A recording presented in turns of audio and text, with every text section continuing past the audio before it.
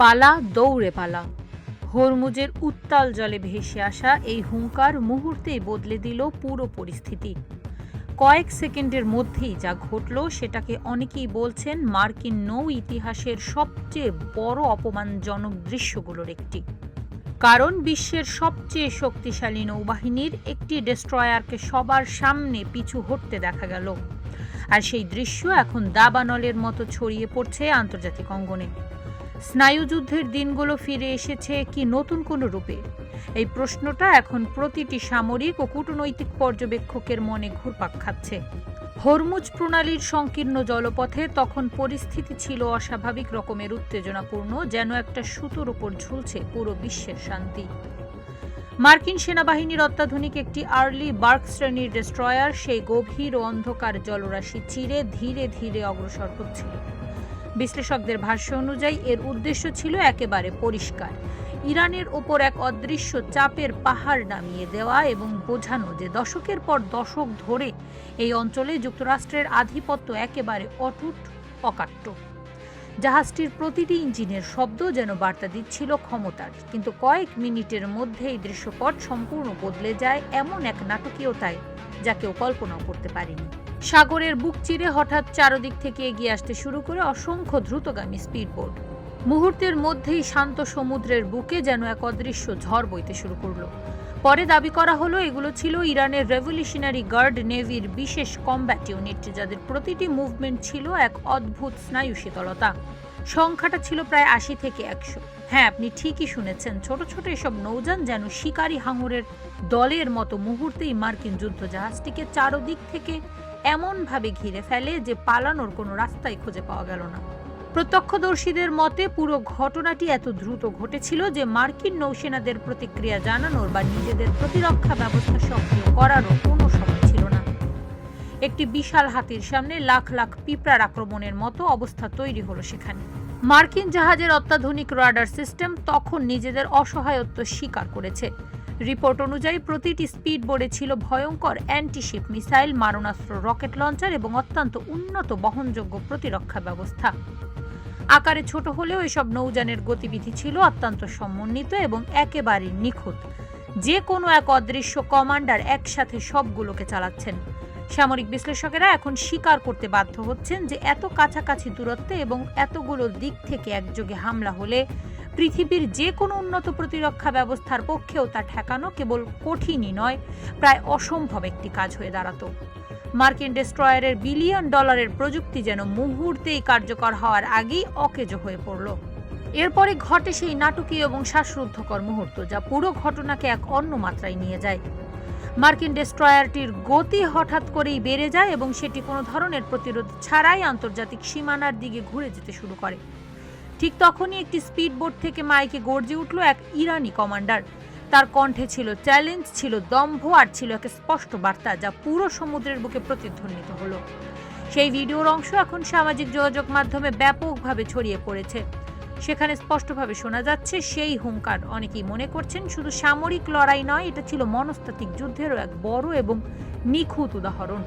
কিভাবে কথায় কথায় একটি বিশাল শক্তিকে মানসিকভাবে দমিয়ে দেওয়া যায়, এটি তার জ্বলন্ত প্রমাণ। ঘটনার পর ইরানপন্থী বিভিন্ন মাধ্যমে জোরালো দাবি করা হয় যে যুক্তরাষ্ট্রের যুদ্ধজাহাজ কোনো সংঘর্ষে না গিয়ে এলাকা ত্যাগ করেছে, অর্থাৎ তারা মুখ ফিরিয়ে পালিয়েছে। যদিও ওয়াশিংটনের পক্ষ থেকে এ বিষয়ে আনুষ্ঠানিকভাবে ভিন্ন ব্যাখ্যা দেওয়া হয়েছে, কিন্তু সেই ভিডিও ফুটেজ নিয়ে বিতর্ক কিছুতেই থামছে না। কারণ ওই দৃশ্য অনেকের কাছেই এখন এমন একটি শক্তিশালী বার্তা দিয়েছে যেখানে দেখা গেল ছোট কিন্তু দ্রুতগতির বাহিনীও কিভাবে বড় সামরিক শক্তিকে চরম চাপে ফেলতে পারে। ডেভিড এবং গোয়ালিয়াথের এই নতুন সংস্করণ পুরো বিশ্বকে নতুন করে ভাবিয়ে তুলেছে। এই চরম উত্তেজনার পেছনে আরও একটি ঘটনা গুরুত্বপূর্ণ হয়ে উঠেছে, যা হয়তো অনেকের নজর এড়িয়ে যাচ্ছে। কয়েকদিন আগেই বন্দর আব্বাসের কাছে 3টি ইরানি তেলের ট্যাঙ্কারে রহস্যজনক হামলার খবর প্রকাশ্যে আসে।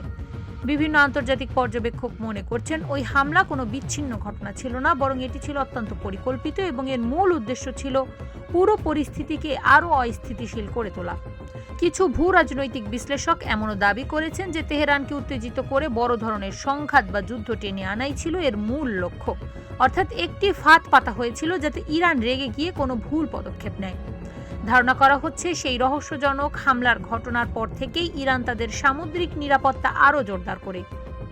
হরমুজ প্রণালীতে আইআরজিসি নৌবাহিনীর উপস্থিতিও বহুগুণ বাড়ানো হয়, কারণ এই জলপথ শুধু মধ্যপ্রাচ্যের জন্য নয়, পুরো বিশ্বের জ্বালানি সরবরাহ ব্যবস্থার জন্য অত্যন্ত গুরুত্বপূর্ণ। এটি একেবারেই হৃৎপিণ্ডের মতো। প্রতিদিন বিপুল পরিমাণ তেলবাহী জাহাজ এখান দিয়ে যাতায়াত করে, ফলে এখানে সামান্য উত্তেজনাও আন্তর্জাতিক বাজারে বড় ধরনের প্রভাব ফেলতে পারে। তেলের দাম আকাশ ছোঁয়া হতে পারে। তাই ইরান চাইলেই এই জলপথ বন্ধ করে দেওয়ার মতো অবস্থানে রয়েছে, আর সেটাই তারা এবার প্রমাণ করে দেখিয়েছে। এদিকে পুরো ঘটনার পেছনে ইসরায়েলের ভূমিকা নিয়েও নিত্য নতুন আলোচনা শুরু হয়েছে। মধ্যপ্রাচ্য ভিত্তিক কয়েকজন বিশ্লেষক দাবি করেছেন, তেল আবিব দীর্ঘদিন ধরেই ওয়াশিংটনের ওপর চাপ সৃষ্টি করছে যাতে ইরানের বিরুদ্ধে আরও কঠোর অবস্থান নেওয়া হয়। তাদের মতে সরাসরি সংঘাতে না গিয়েও আঞ্চলিক উত্তেজনা বাড়িয়ে তেহরানকে কোণঠাসা করার এক সুদূরপ্রসারী কৌশল নেওয়া হয়েছে। ইসরায়েল চাইছে যুক্তরাষ্ট্রের হাত দিয়ে ইরানকে দুর্বল করতে, আর সেই সুযোগেই হয়তো মার্কিন ডেস্ট্রয়ারকে পাঠানো হয়েছিল হরমুজে। তবে ইরান এবার ভিন্ন একটি পথ বেছে নিয়েছে বলেই মনে করছেন অনেকে।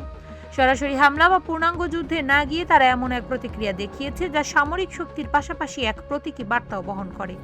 হরমুজে স্পিডবোট দিয়ে মার্কিন ডেস্ট্রয়ারকে ঘিরে ফেলার ঘটনাকে তাই শুধু নৌকৌশল বলে দেখা হচ্ছে না, বরং এটিকে এক ধরনের কূটনৈতিক এবং মনস্তাত্ত্বিক বার্তা হিসেবেও দেখা হচ্ছে। তেহরান বুঝিয়ে দিয়েছে, যুদ্ধ করতে হয়তো এভাবেই করতে হয়, অস্ত্রের জোরে নয়, কৌশলের জোরে। ঘটনার ভিডিও প্রকাশের পর মধ্যপ্রাচ্যের বিভিন্ন দেশে তা ব্যাপক আলোচনার জন্ম দিয়েছে। বিশেষ করে আরব বিশ্বে এটি নিয়ে তীব্র প্রতিক্রিয়া দেখা গেছে। অনেকেই বলছেন, এতদিন যে মার্কিন নৌশক্তিকে অপ্রতিরোধ্য হিসেবে তুলে ধরা হতো, সেই বিশাল ভাবমূর্তিতে এবার বড় ধাক্কা লেগেছে।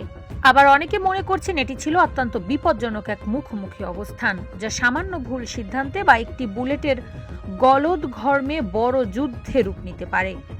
তৃতীয় বিশ্বযুদ্ধের সূত্রপাত হতে পারত এই ছোট্ট ঘটনাতেই। ওয়াশিংটনের রহস্যময় নীরবতাও এখন নানামুখী প্রশ্নের জন্ম দিচ্ছে, কারণ এত বড় ঘটনার পরেও তাদের পক্ষ থেকে বিস্তারিত ব্যাখ্যা আসেনি। সামরিক মহলে গুঞ্জন রয়েছে, মার্কিন ক্যাপ্টেনরা হয়তো খুব ভালোভাবে বুঝতে পেরেছিলেন যে খুব কাছ থেকে বহু দিক থেকে একযোগে আক্রমণ হলে পরিস্থিতি কতটা ভয়াবহ হতে পারে। তাদের সেই অত্যাধুনিক জাহাজ মুহূর্তেই সমুদ্রের অতল গহ্বরে তলিয়ে যেতে পারত। তাই সংঘর্ষ এড়িয়ে দ্রুত এলাকা ত্যাগ করাই তাদের কাছে সবচেয়ে নিরাপদ এবং যৌক্তিক সিদ্ধান্ত ছিল। যদিও এই সিদ্ধান্তের বিনিময়ে তাদের বুকে বয়ে নিতে হয়েছে চরম অপমান। সব মিলিয়ে হরমুজ প্রণালীর এই ঘটনা এখন আর শুধু একটি সামরিক মুখোমুখি অবস্থান নয়, বরং মধ্যপ্রাচ্যের চলমান ভূ রাজনৈতিক সংকটের এক নতুন এবং ভয়ঙ্কর প্রতীক হয়ে উঠেছে। একদিকে যুক্তরাষ্ট্রের আগ্রাসী শক্তির প্রদর্শন, অন্যদিকে ইরানের সুচিন্তিত ও কৌশলী প্রতিক্রিয়া। এই দুইয়ের সংঘর্ষ পুরো বিশ্বকে নতুন করে ভাবতে বাধ্য করেছে। একটি নতুন বিশ্ব ব্যবস্থাকে তবে জন্ম নিচ্ছে, আর সেই কারণেই হরমুজের উত্তাল জলরাশি এখনো যেন প্রতিধ্বনি করে বলছে, মধ্যপ্রাচ্যের এই ভয়ঙ্কর খেলা এখনো শেষ হয়নি, বরং এক নতুন ইনিংসের শুরুতেই আমরা দাঁড়িয়েছি। কারিমা, ভোরের আকাশ।